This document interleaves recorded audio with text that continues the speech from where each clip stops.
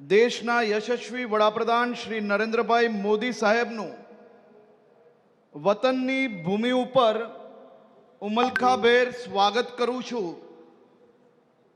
સાથે જ મંચ પર ઉપસ્થિત ગુજરાતના લોકપ્રિય મુખ્યમંત્રી આદરણીય શ્રી ભૂપેન્દ્રભાઈ પટેલ સાહેબ, ગુજરાત વિધાનસભાના સન્માનીય અધ્યક્ષ શ્રી શંકરભાઈ ચૌધરી સાહેબ, ગુજરાત પ્રદેશ ભારતીય જનતા પાર્ટીના પ્રમુખ શ્રી જગદીશભાઈ વિશ્વકર્માજી, મંત્રી મંડળના મારા સૌ સાથીઓ, અહીં પધારેલા મારા વહાલા ભાઈઓ અને બહેનો, આદરણીય મોદી સાહેબના માર્ગદર્શનમાં ગુજરાત અને દેશ નવી ઊંચાઈઓ સર કરી રહ્યું છે। આજે પણ આદરણીય મોદી સાહેબ વિકાસ અને વિરાસતના પ્રોજેક્ટ્સને ગુજરાતને ભેટ ધર્યા છે અને હવે નવીન જિલ્લા એવા વાવ થરાદની આ ભૂમિ પરથી 19,800 કરોડના માતબર વિકાસના કામો આપને સૌને ભેટ આપવા આદરણીય સાહેબ અહીંયા આવ્યા છે। ત્યારે આદરણીય સાહેબનું હું ગુજરાતના સૌ નાગરિકો વતી ખૂબ ખૂબ આભાર માનું છું। આજે પાટણમાં રાણીની વાવ અને વડનગરમાં 3D મેપિંગ શોની આપની પ્રાચીન વિરાસતને આધુનિક ટેકનોલોજી દ્વારા જીવંત રાખવાના એક નવા આયામો આજે અહીંયાથી લોકાર્પણ કરવામાં આવવાના છે। આજે મારે ઉત્તર ગુજરાત અને ગુજરાતના સૌ નાગરિકો વતી આપના લોકપ્રિય પ્રધાનમંત્રી આદરણીય શ્રી મોદી સાહેબનો દિલથી આભાર માનવો છે। સાહેબ, આપે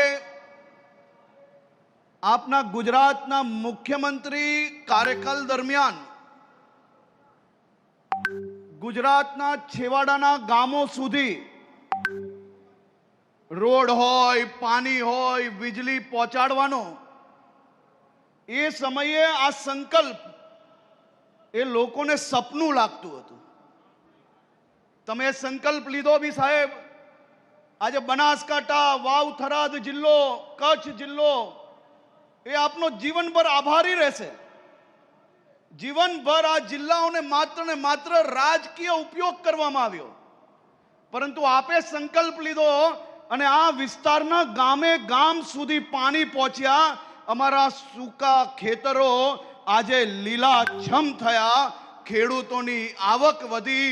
સાહેબે આપના માર્ગદર્શનમાં ગુજરાતની અનેક ડેરીઓને, ખાસ કરીને બનાસ ડેરીમાં એક પછી એક મહત્વનો બદલાવ આવ્યો અને બદલાવ આવવાના કારણે આજે આ બનાસકાંઠા, વાવ થરાદ જિલ્લાના પશુપાલકોની આવક વધી।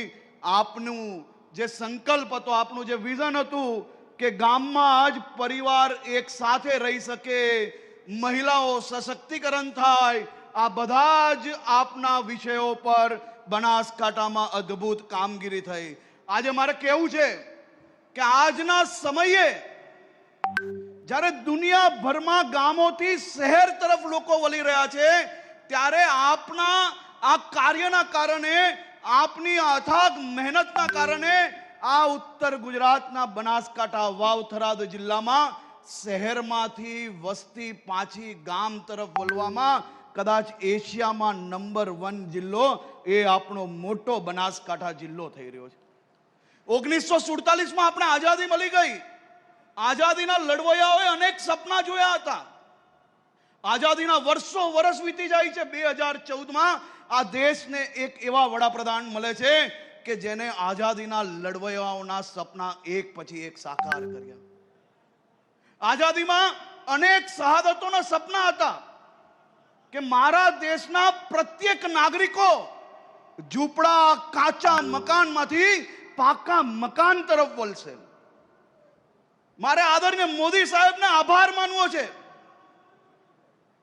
કે આઝાદીના સમયના એક પછી એક બધા જ સપનાઓ 2014 થી આ દેશના પ્રત્યેક નાગરિકોને લાભ તરીકે મળી રહ્યા છે.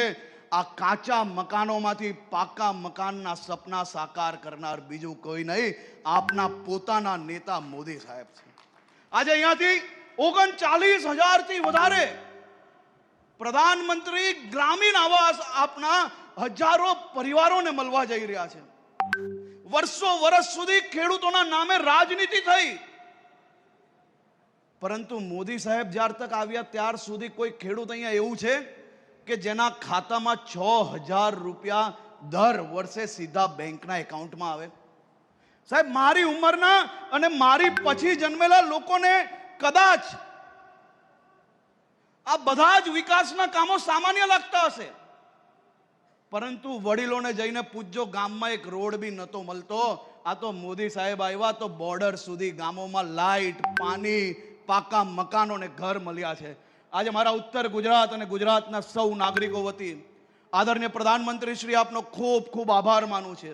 અમે સૌ આપ સાહેબના સંકલ્પને આગળ વધારવા માટે એક થઈને ટીમ ગુજરાત તરીકે આ ગુજરાતના સૌ નાગરિકો અથાક મહેનત કરીને આપના સંકલ્પને સાકાર કરવા માટે આગળ વધી રહ્યા છે. ફરી એકવાર આદરણીય પ્રધાનમંત્રી શ્રી આપનું વાવ થરાદ જિલ્લામાં હું ખૂબ ખૂબ સ્વાગત કરું છું.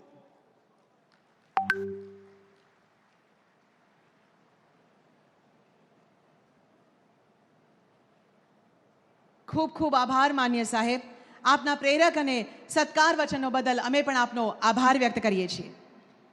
હવે જેમના નેતૃત્વમાં બનાસની આ પવિત્ર ધરાએ જન સુખાકારી અને સેવાનો નવો અધ્યાય લખ્યો છે અને જેઓ આ ભૂમિના પ્રત્યેક નાગરિકના હૃદયમાં વિશેષ સ્થાન ધરાવે છે, એવા ગુજરાત વિધાનસભાના ગરિમામય અધ્યક્ષ અને આ વિસ્તારના લોકપ્રિય નેતા માનનીય શ્રી શંકરભાઈ ચૌધરી સાહેબને હું આદરપૂર્વક વિનંતી કરીશ કે તેઓ આજના અવસરે આપણને સંબોધિત કરશો.